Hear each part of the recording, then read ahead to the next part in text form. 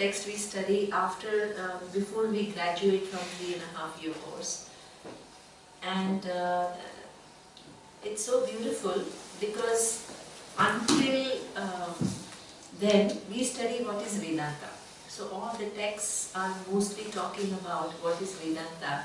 In Brahma Sutra, you enter into a dialogue with other schools of thought, and then each one has to present what their standpoint is with reference to the reality. And then you enter into a discussion. You enter into a dialogue to then see who is right. And how do you establish who is more right? How? You don't fight and the person who is more,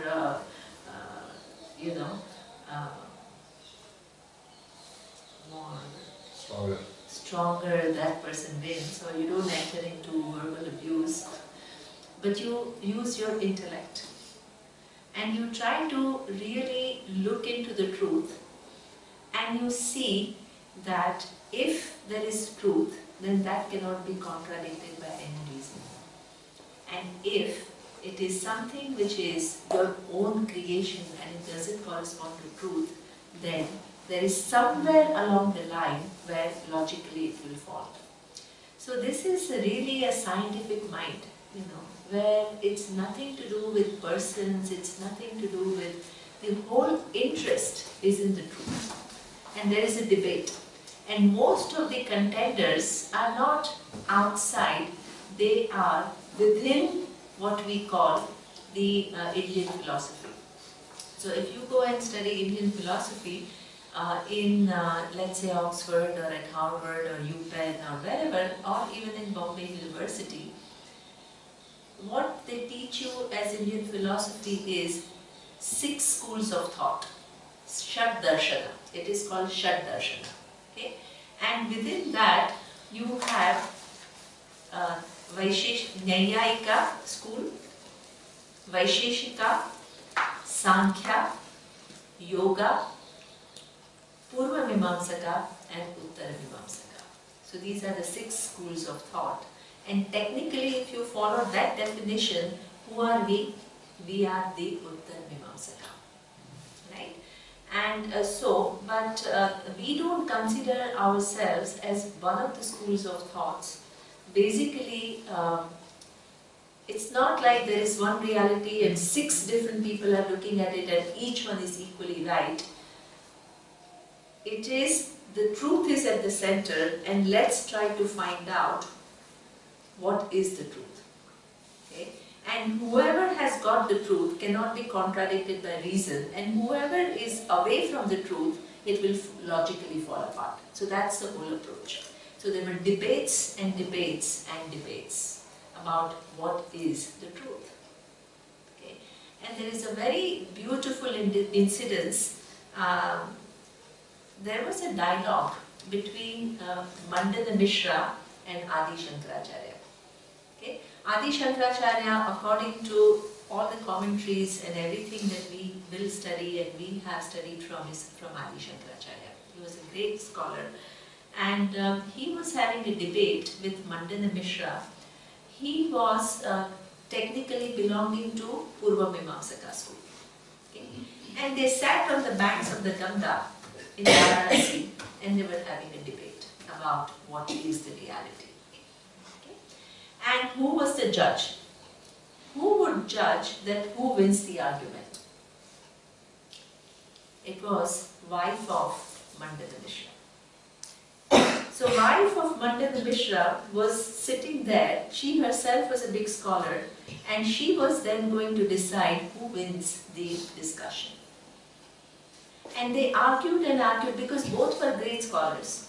And not argued, when they discussed, they engaged in a dialogue, a very sophisticated dialogue, for days together. And at the end, Mandana Mishra's wife declared the winner.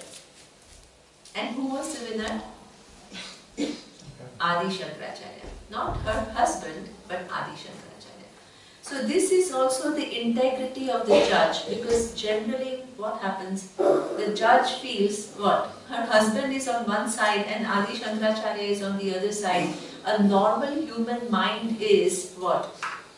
You take the side of your husband, right? Because there's a natural emotional connection, because of which there is this whole little bit of skewing of the reality in favor of what your husband is saying, right? But this is the whole Hindu tradition, the objectivity, right? She listened.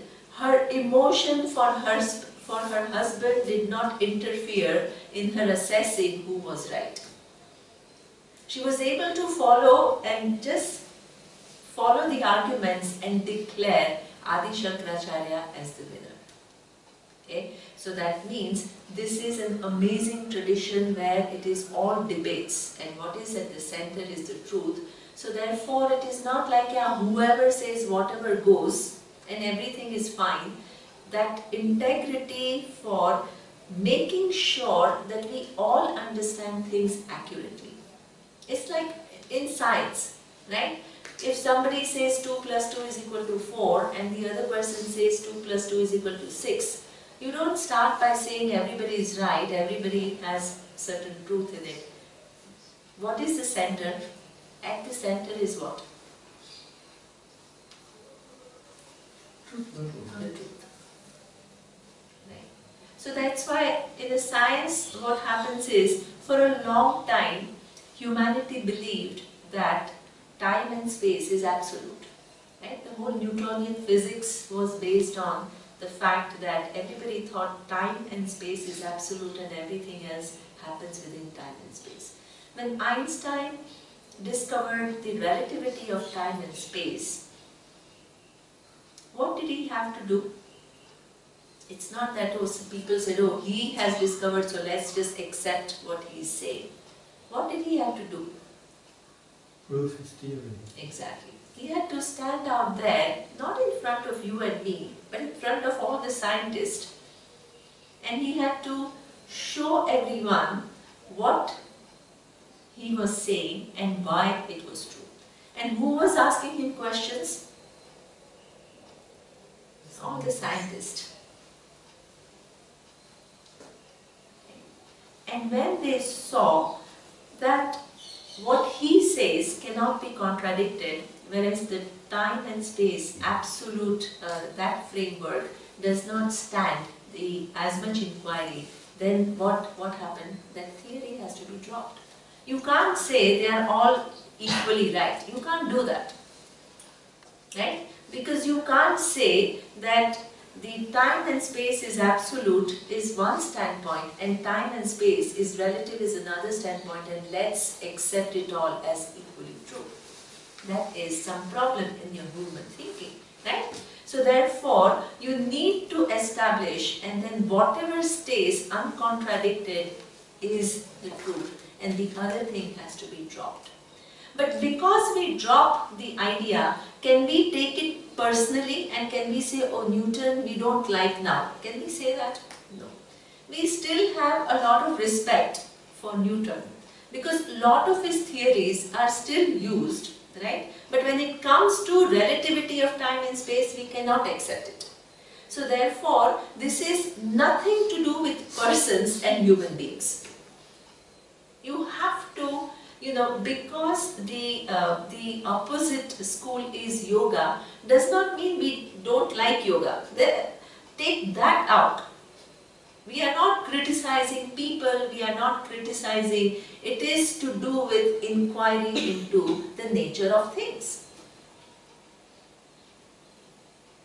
Okay, so that is the whole commitment with which the whole inquiry takes place. And there are debates. They are friends, and at the same time, when it comes to debating, there is no, you can love the other person, but you cannot accept, when somebody is not in line with what the truth is. Right? So this is the integrity, and the spiritual heritage of India is, I see now, how Preeti lives in the US and even in India, so many brilliant Indians all over the world. Where do they get this brilliance from? Our teacher used to say, it's all the spiritual heritage of India. These thinkers who had thought for years about certain things and come to such sophisticated analysis of things and having debates which are like very, very intricate in nature, and we have inherited, that brilliance. So with this tradition, it is amazing, and doing this text is particularly important because our teacher loved this text. So I came to know my teacher, Swami Dayananda Saraswati, when I was a 22-year-old student in the US. I had gone to study, and I didn't know exactly what Vedanta was, but what I really liked was one title I was passing by one University of Pennsylvania, and there was a poster about his talk, and the poster, I didn't know who he was, but what I liked was the topic. The topic was who you are and what's your relationship with the universe and the cause of the universe. So I said, wow, who talks about things like that? Spirituality, generally what people just say, oh, how to heal yourself, or how to, all these energies or whatever, these are all very useful, very good, but nobody makes you think about something so fundamental. So what attracted me was the topic, and I went to listen to him, and the brilliance that I saw, the analysis that I saw, and all that came with such humbleness, because he never said, I'm the big guru or anything. He said, this is spiritual heritage of India. Our rishis have thought about it. Our Vyasa has decoded the Vedas and made into 4 Vedas. Adi Shankaracharya has written commentaries. There are so many tikas and tippanis, so many scholars have contributed. And I am just representing this tradition. So there was a lot of brilliance, and there was a very quiet humbleness. And a lot of analysis which really which I got attracted to. When I studied with him for 3.5 years, and towards the end when we studied Brahma Sutra, I saw so many of his public talks had so many things from Brahma Sutra. So I said, wow, I used to always wonder how brilliant he is, but actually it all comes in Brahma Sutra. So that is something where I said, oh my God, it is brilliant text. It is an advanced text, but I will try to do my best to make it as clear as possible so that you don't get lost, right? But you have to have that bent of mind which is able to see certain subtle differences and then see how the whole thought, the very intricate thought is moving forward. Right? Now, when a few months ago when he was passing away, I was here, and he passed away on 23rd September. And I was here, and the last book, when he was most of the time not well, but when he was waking up, the book that he was editing was Brahma Sutra. So I'm so happy because I decided this topic 1 year ago, because I remember Neeru was asking what is the topic next time last year, and I said I would love to do Brahma Sutra because I've taught now everything that I have studied except for Brahma Sutra. So I said I would love to teach that, and the last book that he was doing in this room next door was Brahma Sutra. So, and this is the room where he sat and he met people privately. Down was his satsang room where he met people publicly, but here he would meet people privately. So I used to do the classes down there for last few years, But that's the room where he actually taught when there was no ashram, there was only a hut. And he taught at that place. So I was feeling very privileged. I don't have, generally when Swamiji students come, they come with a huge camp of 200 people, 300 people. So they use lecture hall. My camps are smaller. So that's why they always gave me that place, which was a beautiful place, because that's where he originally started teaching. So I used to love teaching there. And then when he passed away, then I said, my God, what is the place now? You know, I really felt that I would miss that place. And then they said, okay, now we'll offer you this place, which is an amazing place, which is just next to where he lived. And he spent a lot of time in this room and on this chair. So I feel really, really privileged to start this camp with this text. And before every class, I pray that let this teaching flow through me. Okay? I don't want to bring my little idiosyncrasies, my thoughts, my personality into this teaching. If this teaching is too big, I don't want my little personality to interfere with this greatness. Every class, I say that. I don't take it for granted. Because I have a big job to do. I represent this whole tradition. There is no room for my moving away or my personal whatever, opinions. It has no room. I have a big job to do. And I have to be fit to do that job properly. And I ask for help from the universe to do this. So that's why before every class you will see me sitting and praying for a while. And my prayer is, let my little Neema not interfere in this big task. Right? So with this, I welcome you, and we are all going to spend 10 days together. So I want you all to get to know each other. So, two are 4 sutras, right? So, Brahma Sutra, there are many sutras, but when we studied with Swamiji, we did 4 sutras, because in these 4 sutras, the entire vision of Vedanta is given. Okay? Now, each sutra has how many words? The first sutra is Athato Brahma Jignasa. Ataha Brahma Jignasa. 3 words. That's all. And then there is a debate about what is the meaning of Atha. What is the meaning of Ataha? And what is the meaning of Brahma Jignasa? That is the first sutra.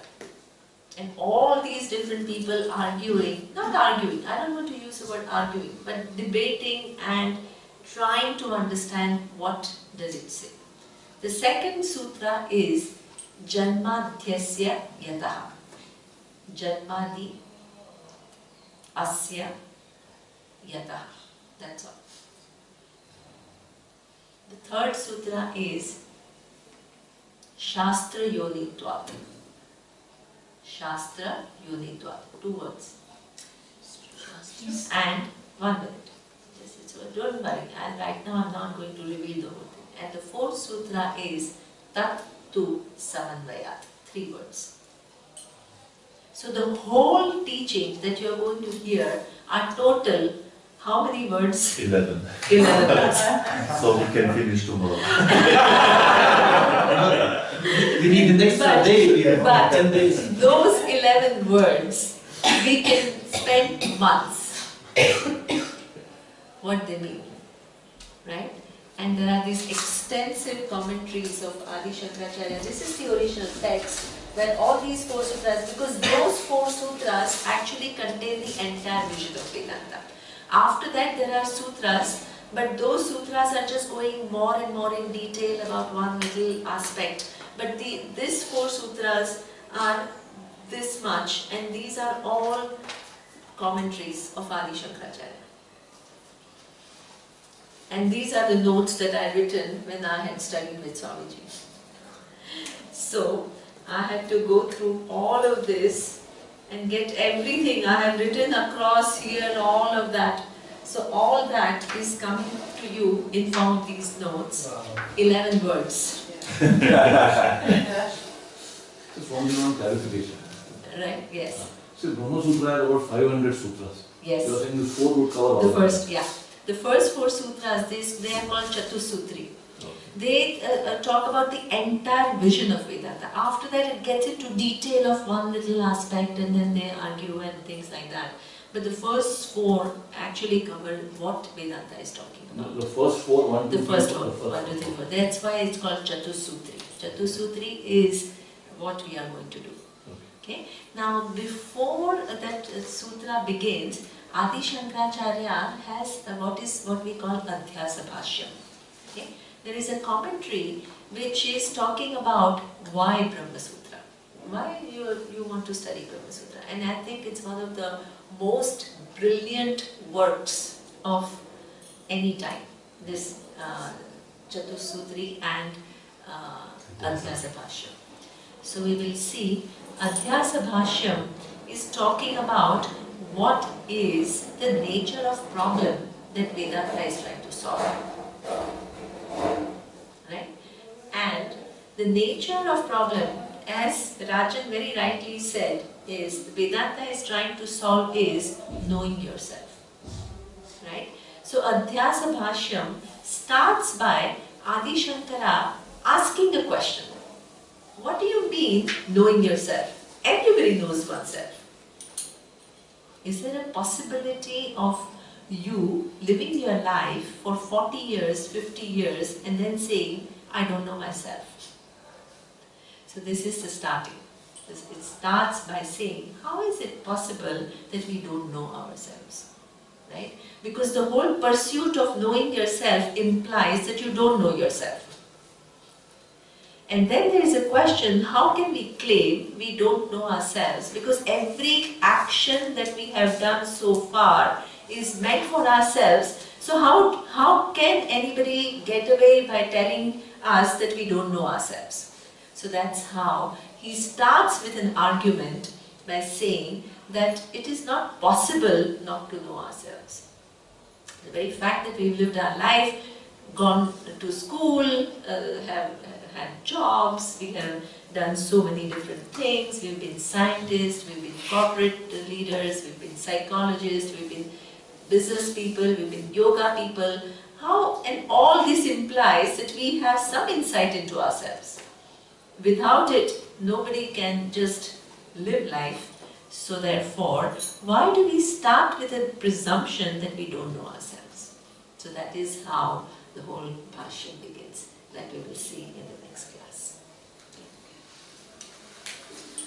Om Purnamadav Purnamidam Purnat Purnamudachyate Purnasya Purnamadaya Purnameva Vashishyate. Om Shanti.